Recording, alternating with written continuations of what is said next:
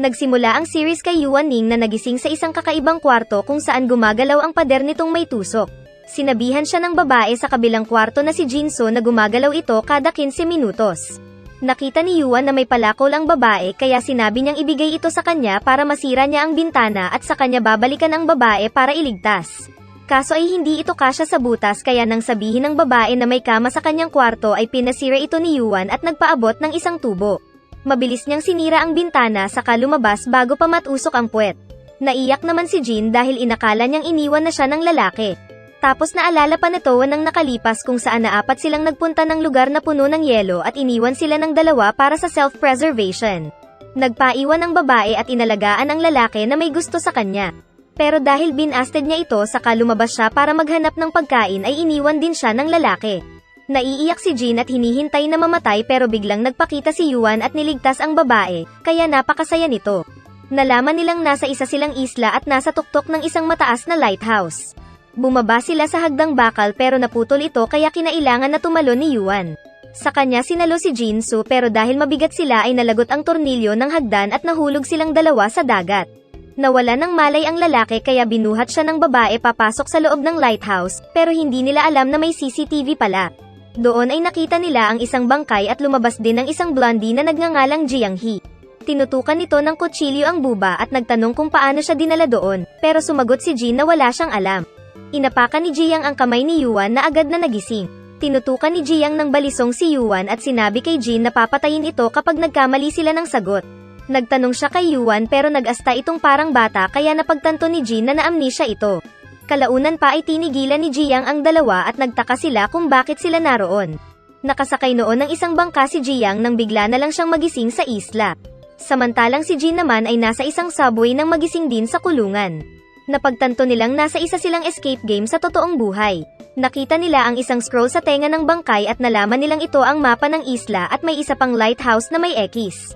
Kinabukasan ay nagpasya silang lumabas para puntahan ito at sa daan ay may nakita silang trap. Sinabi ni Jiang na posibleng killer ang taong naglagay nito para may makain. Kalaunan ay sinabi nitong siya ang kanilang boss at ang hindi susunod sa kanya ay titigukin niya. Kumuha ng wild strawberry si Yuan samantalang kabute naman ang hilig ni Jin. At tinarget naman ni Jiang ang kawawang rabbit at ginawa itong lechon. Nang mabusog si Jiang ay nakita niya ang katawan ni Jin kaya inutusan niya itong ayusin ang kanyang higaan. Saka sinabihan niya si Yuan na huwag papasok kahit ano ang marinig nito. Sa loob ng kuweba ay nakita ni Jiang ang nakatuwad na babae kaya pinwersya niya ito at nais gawing lechon the second. Pero dumating si Yuan at pinigilan siya kaya sinipa siya ni Jiang at nais patayin. Pero sinabi ni Yuan na isa silang team na mahalaga ang bawat tungkulin kaya mas lalo siyang sinuntok ng nabiti na Junjun. Lumabas si Jiang at napagtanto na tama si Yuan, nang biglang may narinig silang sumisigaw. Nakita nila ang isang papakray na nahulog sa trap dahil hinahabol ng isang apokalipto, at nang maabutan ay walang awang pinatay. Dahil sa nakita ay napagtanto ng mga bida na hindi sila pwedeng mag-relax. Kinabukasan ay kumuha ng bunga ng buko ang dalawa at nang may makitang daga ang babae ay napasigaw ito. Kaya agad na dumating si Jiang.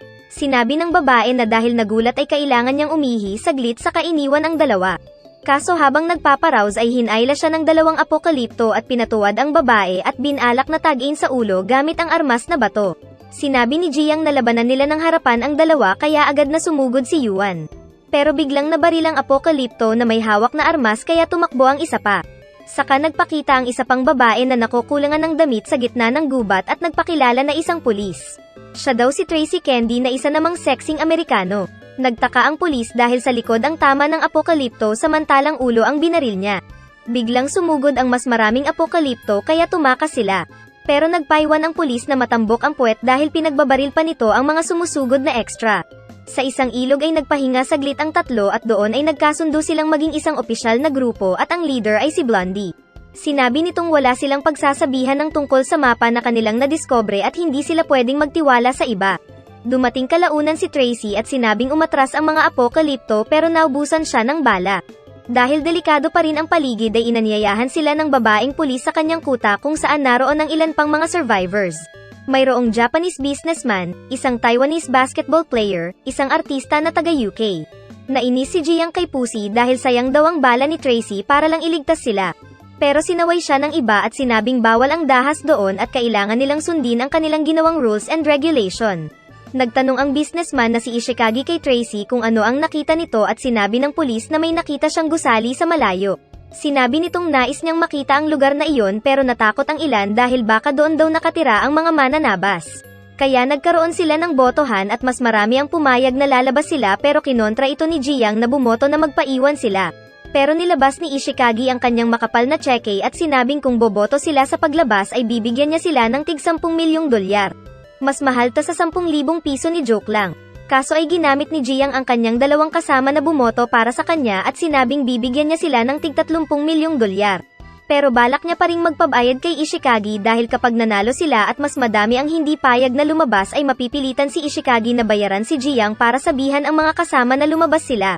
Sa botohan ay pumanig ang pulis at basketball player sa businessman pero mukhang pera ang artista kaya sumali siya kina Jiang. Kaya nabayaran sila ng tseke na may lamang $30 million. Habang naglalakad sila ay may napansin si Jiang kay Tracy kaya inaya niya ito para mag-usap. Nakita ng iba na sinampal ng babae ang gangster dahil sa sinabi nito. Kalaunan pa ay nakarating sila sa isang gusali na nagmumukhang Aztec pyramid at napansin nilang may mga nagcamping na mga tao dahil may bakas ng pinagsunugan at mga baterya sa lupa. Naisip ng mga tao na pumasok sa pyramid dahil wala naman na silang pupuntahang iba. Pero sinabi ni Jiang na mas maganda kung mahahati sila sa dalawang grupo na papasok at may iwan bilang backup. Sinang-ayunan naman ito ni Ishikagi na sinabing siya ang mangunguna sa pagpasok sa pyramid dahil mas magaling siya sa architecture at structures. Pumasok nga sila at nang maiwan na lang ang artistang bakla at si Yuan at Jiang, ay hinold up ni Jiang ang naiiyak na bakla at kinuha nito ang kanyang $30 million. Sa loob ng kuweba ay nagbalik tanaw si Jin na sinabi niya kay Yuan na nilason niya noon ng uod si Jiang nang muntik na siyang gawing barbecue. Pero dahil naging mabait na ito sa kanila ay binigyan na niya ito ng antidote pero sa proseso ay sasakit ang tiyan nito. Hindi nga nagtagal sa labas ay sumasakit ang tiyan ni Jiang at magpapolem sana para tumae. Pero dumating ang maraming apokalipto at hinabol sila. Pero dahil sa sakit ng tiyan dulot ng pagkabayot ay hindi makatakbo si Jiang. Binalikan naman siya ni Yuan at sinama sa pagtakas pero muntik na silang maipit nang sinara ni Pusi ang batong pinto. Agad naman silang pinuntahan ng grupo ni Ishikagi at nagpaliwanag ang bakla na nasa mahirap silang sitwasyon kaya niya sinara ang gate. Pagkatapos ay napansin ni Jin na may pasa ang kamay ni Yuan at nang subukan niya itong patuluan ng dugo ay nalaman nilang nalason na si Yuan at may ilang oras na lang siya. Nakonsensya si Jiang dahil siya ang dahilan ng pagkalason ni Yuan pero wala siyang magawa. Maging si Jin ay malungkot para kay Yuan pero sinabi ni Yuan na lakasan nila ang kanilang loob at hanapin ang antidote nito. Dahil dito ay na-inspire si Ishikagi at naisip na si Yuan ang may pinakamagaling na survival instinct sa kanilang lahat. Sinabi nitong ang goal nila ngayon ay makalabas ng pyramid na iyon sa loob lang ng 10 oras at makakuha ng gamot para kay Yuan. Nagreklamo ang baklang artista at sinabing huwag silang lumabas pero hindi siya pinansin ng iba na nag-alisan kaya napilitan din siyang sumunod. Kalaunan ay napadpad sila sa isang malawak na lugar na maliwanag sa ilalim ng lupa. Nag-iisip sila kung ano ang lugar na iyon nang makarinig sila ng nagpapatulong. May mga tao palang nasa tubig at isang lalaki ang nagsabing professor ang hinahawakan niya at alam nitong magbasa ng mga sulat sa loob ng pyramid at alam nito ang labasan. Kaya agad na nilabas ng mga bida ang tali na dala ni Jin at hinagis ito ng basketball player, na agad namang sinalo ng maskuladong tao. Dahil dito ay madaling nakaligtas ang mga nahulog sa tubig. Nakita ni Ishikagi ang maskuladong katawan ng malakas na lalaki kaya nagtanong ito kung sino sila. Nagpakilala si Andre na isang Russian at isang mercenary. Nagpakilala din ang dalawa pang extra na hindi importante at walang gaanong silbi.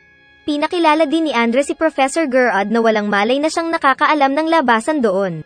Ngunit nagising ang kalbong propesor at sinabi nitong sinusubukan nilang magpunta sa pinakamataas na platform na naroon at saka automatic daw na makikita nila ang labasan. Sinabi ng basketball player na tumalon na lang sila sa tubig sa tabi ng platform at kapag tumaas na ang tubig ay saka sila aakyat.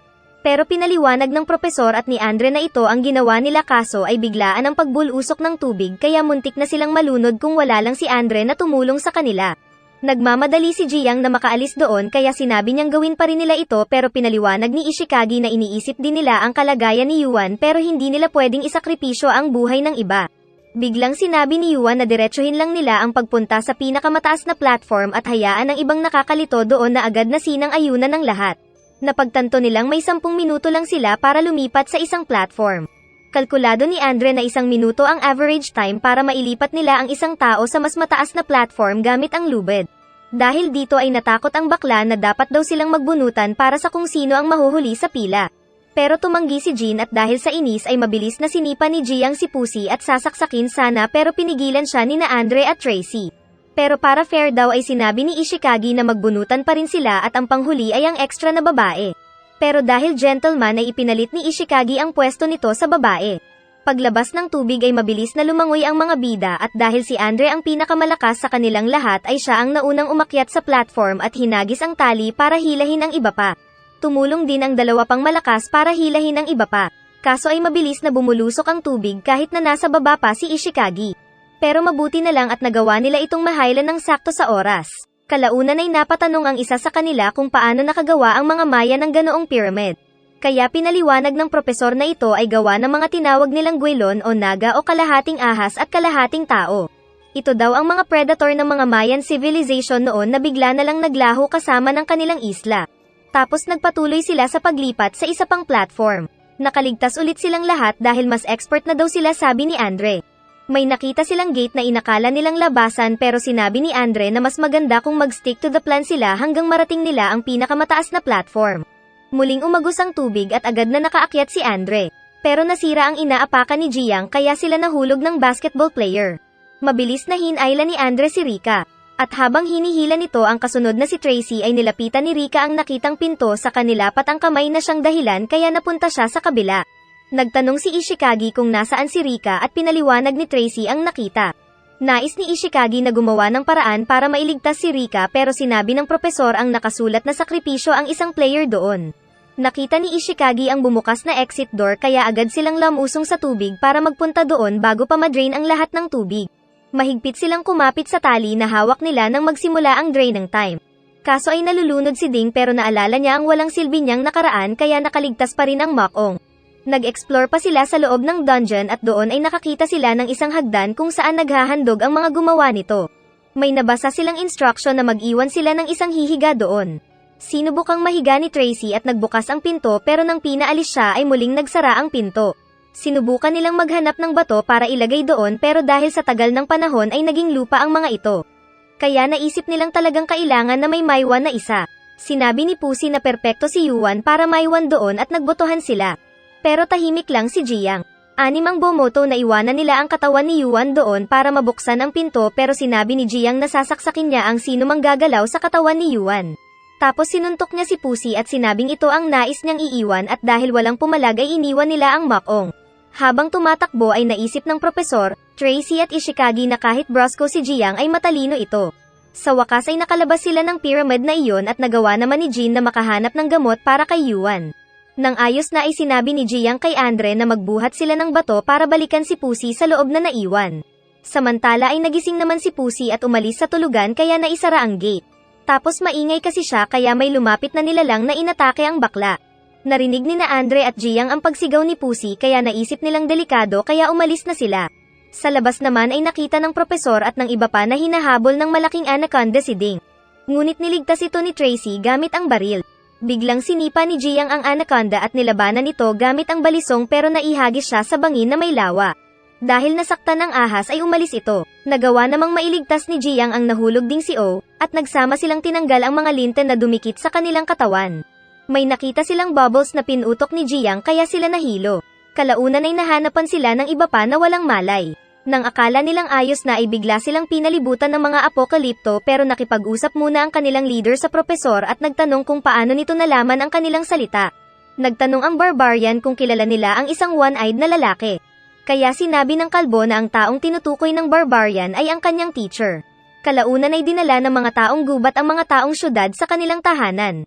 Sa daan ay sinabihan ni Jiang si Yuan na nakita nito ang mapa at nasa tama pa rin silang landas. Sinabi ng boss ng mga taong hindi naliligo na kailangan ng mga taong malalaki ang suso na pagalingin ang kanilang boss dahil kung hindi ay gagawin silang adobong tao. Kaya sinama ng propesor si Jin para gamutin ang kanilang chief. Pero nagalit ang leader ng mga taong gubat dahil para sa kanila ay paanakan lang ang mga babae kaso ay may isa ring kalbong apokalipto na nagsabing bigyan ng pagkakataon ang babae at kung di man nila magamot ang kanilang boss ay patayin na lang silang pareho. Nalaman nilang malaria pala ang sakit ng boss ng mga taong gubat pero kailangan nila ng gamot na magmumula sa ilang klase ng kahoy panggamot ng malaria. Sinabi ng kalbo na nakausap niya ang taong gubat na pahihintulutan ang tatlo sa kanilang makaalis para maghanap ng gamot pero kung hindi sila makabalik kinabukasan ay kakainin nila ang matitira. Inatasan nila sina Jean, Tracy at Andre na hanapin ang kailangang gamot kaya hiniram ni Andre ang kutsilyo ni Jiang. Sa gubat ay tinignan ni Andre ang boobs ni Tracy pero sinaway siya nito. Sa kanyang isip ay kilala niya ang pulis at sinabing hindi na ito makakawala sa kanya. Kalaunan pa ay nakita nila ang hinahanap na puno. Nag-usap naman ang propesor at Ishikagi tungkol sa nabasa ng propesor na nakasulat sa pader. Nakalagay doon ang kwento tungkol sa araw ng pagdating ng mga puting sundalo at madaling tinalo ang mga taong gubat. Nagpunta sila sa bulkan at namalagi doon. Pero isang araw nang magkaroon ng sakit ang mga katutubo doon ay dumating ang One-Eye Jack na doktor at ginamot ang mga katutubo. Dahil sa nabasa ay napagtanto ng kalbo na posibleng buhay pa ang kanyang propesor. Noong namatay daw kasi ito noon ay heart attack at sa araw ng burol ay kinuha ang katawan niya ng isang sekretong organisasyon. Naalala din niya ng panahon na akala niyang patay na ang aso ng kanyang propesor. Pero naturukan lang pala ito ng gamot para magmukhang patay at nang muling turukan ng antidote ay muling gumalaw ang aso. Nakisabat si Yuan at sinabi nitong kung gayon ang nangyari ay masasagot ang lahat ng tanong nila pag nakarating na sila sa loob ng bulkan. Samantala habang kumukuha ng gamot ay biglang inatake ng mga zombie unggoy sina Jean, Tracy at Andre pero binaril ito ng babae. Kinabukasan ng madaling araw ay kinuha ng mga taong gubat ang mga bilanggo nila at pinaghanda para patayin kung sakaling hindi makabalik sina Jean at iba pa sa tamang oras. Naiyak naman si Ding kaya muntik na siyang ituhog sa mga stick doon pero biglang dumating ang tatlo dala ang gamot. Kalaunan pa ay gumagaling na ang pakiramdam ng kanilang chief at dahil mabait daw si Jean na nagsabing tuturuan sila kung paano gumawa ng gamot ay nais nila siyang matulungan din. Nagkwento ang matandang si Eden na dahil daw sa pagdating ng mga puti sa kanilang isla at pagpunta sa bulkan ay napakawalan ang mga masamang espiritu na nakatira doon. At sila daw yung mga galit na zombie monkey na nakalaban ni Jean nang kumukuha sila ng gamot. Sinabi ni Eden na huwag silang papayag na masaktan ng mga unggoy na iyon para hindi din sila mahawa ng sakit nila. Sinabi ito ni Jean sa mga kasama kalaunan kaya naisip ni Yuan na hindi espiritu ang mga zombie monkey na kanilang nakalaban kundi ay posibleng mga eksperimento mismo ng One-Eye Jack na doktor. Samantala ay pinakilala naman ang mga taong nasa likod ng laro na kinalalagyan ng mga bida ngayon.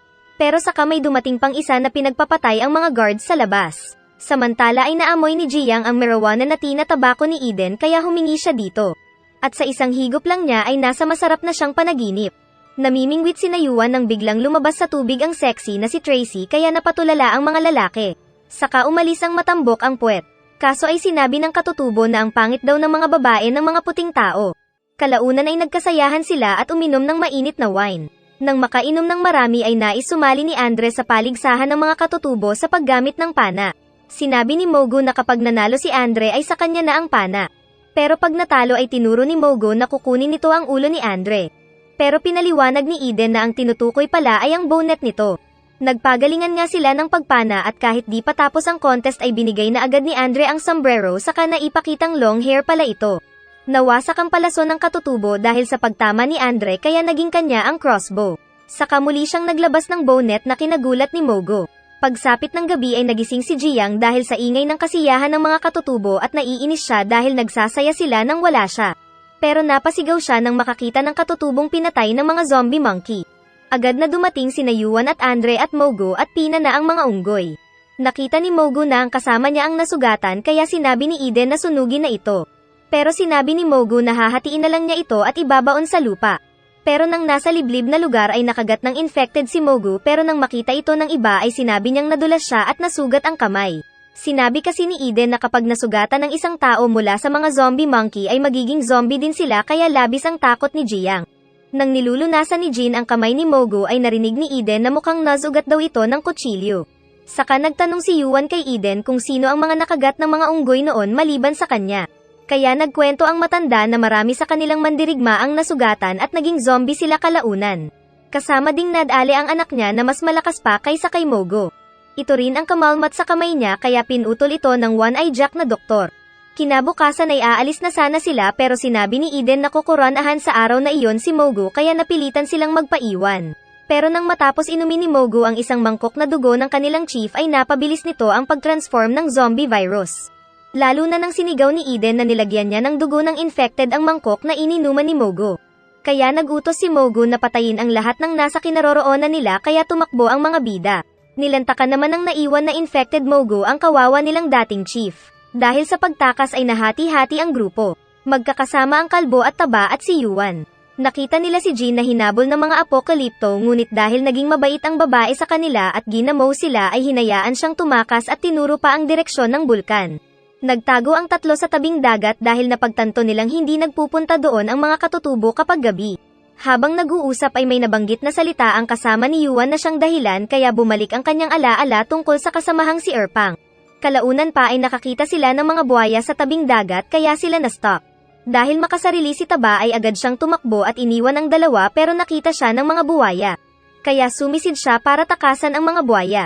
Nagawa nga niyang makatakas at makapunta ng gubat pero nakonsensya din siya nang maisip ang ginawang pagtulong sa kanya ng iba. Hinanap niya ang nakitang tali kanina at doon ay nagulat siya sa pagdating ni Jiang. Sinabi ni Ding na nasa peligro ang buhay ni Yuan at propesor at nag-alala si Jiang. Pero dumating ang mga zombie monkey kaya inutusan ni Jiang si Ding na iligtas si Yuan at siya ang humarap sa mga unggoy na may rabies. Pagbalik ay nakita niya ang dalawang nakakapit sa puno. Kaya tinapon niya ang tali na agad na sinalo ni Yuan. Tinali nila ang tali at naglambitin ang propesor patungo sa ligtas na lugar. Kaso ay bumaba ang tali at hindi pwedeng maglambitin si Yuan dahil maaabot siya ng mga buwaya kaya naglakad siya sa tali. Hinabol siya ng isang buwaya pero bigla itong sinaksak ni Jiang. Pero nang tignan nila ito ay namumula ang mata niya na na-infect na rin. Dahil dito ay natakot ang propesor at Ding kaya nag-usap silang para sa kaligtasan nilang lahat ay susunod na lang si Jiang sa kanila. Mag-iiwan ang propesor ng direction para sa kanya. Samantala ay magkasama naman sina Tracy at Andre at nang magutom ang babae ay binigay ni Andre ang pagkain. Naglalakad si Jin nang magulat siya dahil sa mga gutom na sina Ishikagi at O. Narinig ni na Andre ang kanyang sigaw kaya pinuntahan sila at magkakasama silang tumakas dahil sa pagdating ng mga zombie monkey. Samantala ay natrap sa isang swamp sina Ding, Yuan at Kalbo. Pero tinuruan ni Kalbo ang dalawa kung paano lumangoy sa kumunoy. Pero natakot si Ding sa gagamba kaya nagsimula siyang mahulog sa kumunoy. Muntik na siyang tap-akan ni Yuan para wala ng extra pero naalala ni Yuan si Erpang. Kaya binigyan niya ng mahihingaan si Taba saka sinabing babalikan siya. Dumating din si Jiang na hindi rin alam lagpasan ang kumunoy kaya agad na inutusan ni Yuan ang propesor na tapunan siya ng baging. Napansin ng Kalbo ang katangian ni Yuan na pagiging leader. Saka mabilis na hinila ni Yuan si Jiang na niligtas din si Ding. Saka humingi ng patawad si Yuan dahil muntik na niyang patayin si Ding. Muling natakot ang dalawa kay Jiang pero sinabi ni Yuan na mula ngayon ay magsasama pa rin sila hanggang malunasan ang lalaki. At kung magiging zombie man ito ay siya mismo ang papatay sa kanya. Naikwento ni Jin sa mga kasama na pasimpleng tinutulungan siya ng mga katutubo para malagpasan ang kumunoy kaya natawa si Andre. Pag-alis ni Andre saglit ay sinabi ni O kay Labas Boobs na may gusto sa kanya si Andre dahil palagi siya nitong sinusundan. Pero sinabi ng babae ang nangyaring raid operation nila noon na isa sa kaapelyido ni Andre ang napatay niya. Ngunit may 4 pa daw itong kapatid ayon sa kanilang intel. Kaya sinabi ni Ishikagi na huwag siyang sasama ng mag-isa kay Andre para sa kanyang kaligtasan. Kalaunan pa ay nagpunta sila sa bulkan kung saan masyadong mainit kaya sila nade-dehydrate.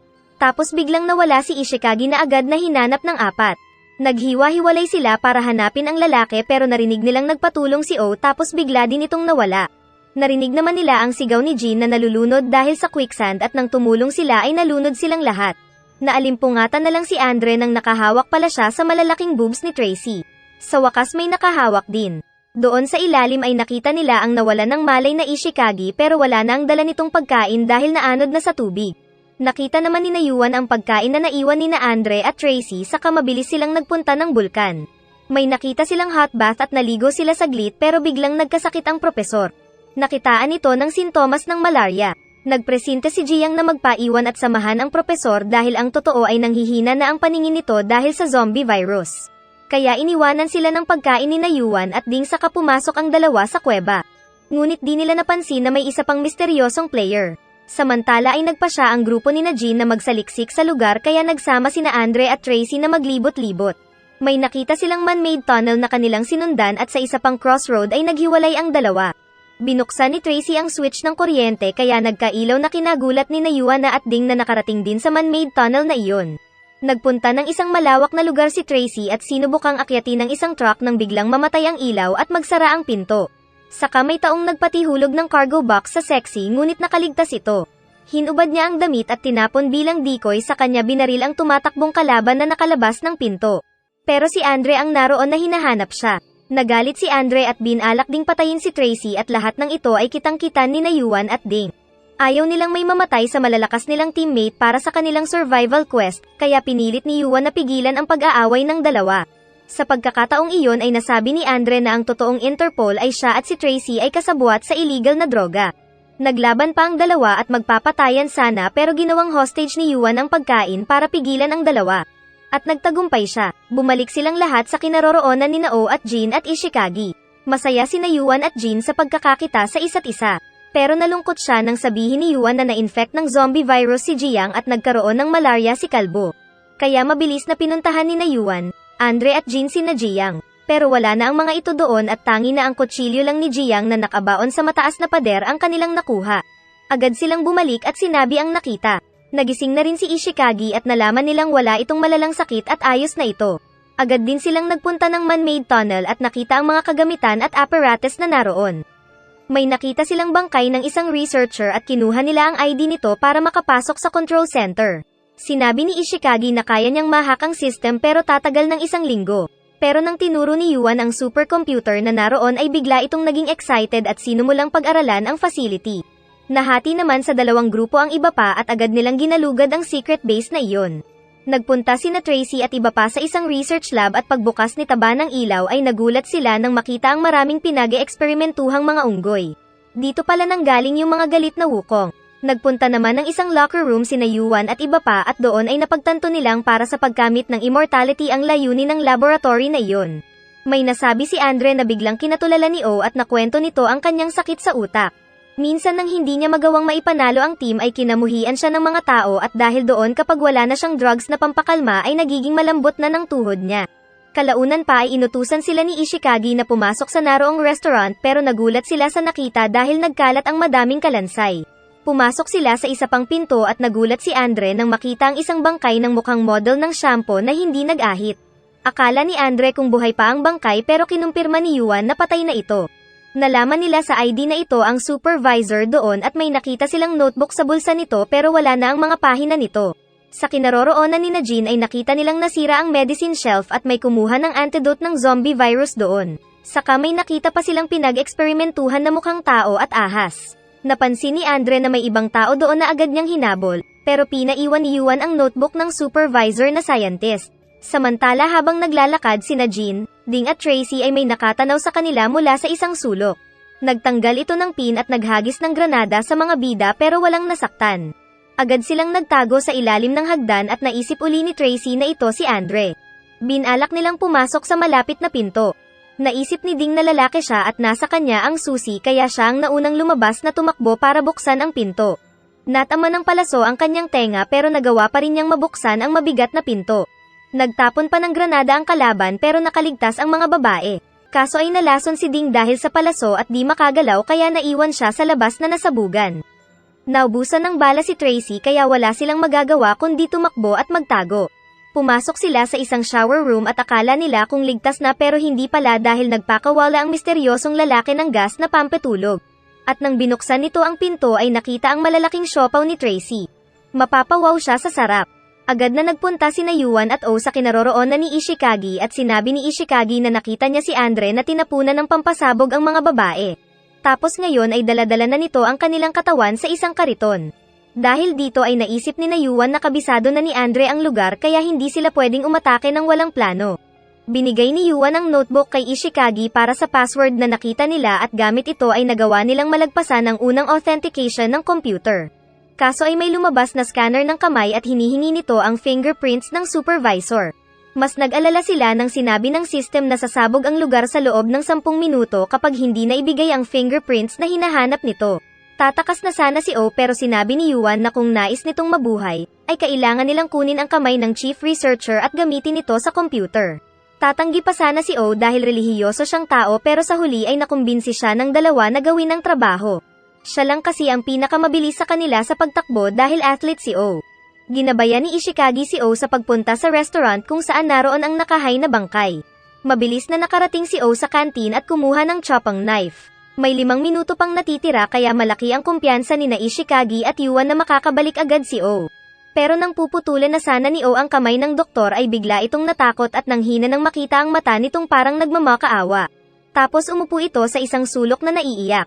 Akala ni Ishikagi kung mamamatay na sila, pero nag-cheer si Yuan para kay O at pinaalala nito ang mithiin nitong maging champion sa basketball. Dahil dito ay lumakas ang loob ni O at sinabi sa sarili na hindi lang ang iba ang magaling dahil maging siya ay may sarili ding kakayahan. Binuhat niya ang buong katawan ng nakahay na bangkay at sa daan ay nakasalubong pa niya si Andre pero nagtataka ito sa nakikita. Ilang segundo na lang ang natitira pero hindi nagpatalo si O at kahit pagod na ay hinila niya ang kamay ng bangkay at edadunk na ito sa scanner. At dyan na nga natatapos ang episode na ito. Kung nag-enjoy ka, subscribe mo naman ang munting channel ko, masaya na ako dyan. Araw-araw akong mag-upload ng Tagalog anime recap para sa inyo ng libre lang. Kaya dapat nakasubscribe ka para lagi kang updated sa mga bagong upload natin. Salamat!